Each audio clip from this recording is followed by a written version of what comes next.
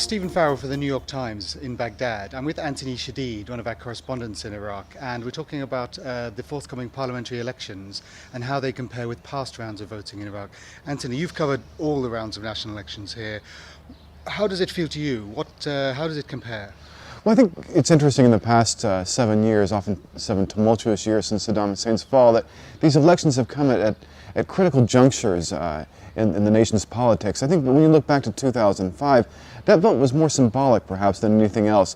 In some ways the election itself was more meaningful than the choice of candidates. You know, we saw a change as the years went past. In 2009, we saw a much different election where incumbents were facing a spirited opposition almost across the board.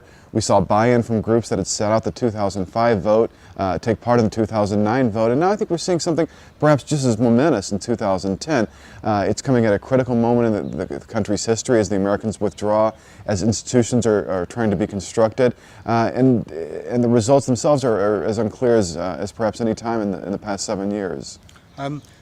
Purple Finger Day was the symbol that everybody remembers back in the first vote in 2005, but what followed it was not what people were hoping for or expecting.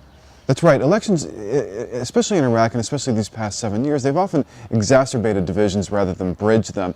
In 2005, we saw the symbolic vote of January 2005, a vote that followed in December in some ways set the landscape for a civil war. Now, with many of the players that we saw in those elections still present in these elections, why should this be any different? You know, that's a great point, and I think what's in some ways very striking about the landscape here is that many of the characters of the politicians that we saw in 2005 are the same ones we're seeing in 2010.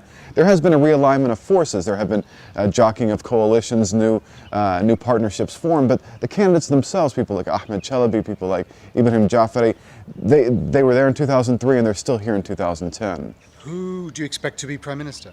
It's a tough call. You know, there's Prime Minister Nouri al-Maliki has the power of incumbency that gives him great leverage in this election.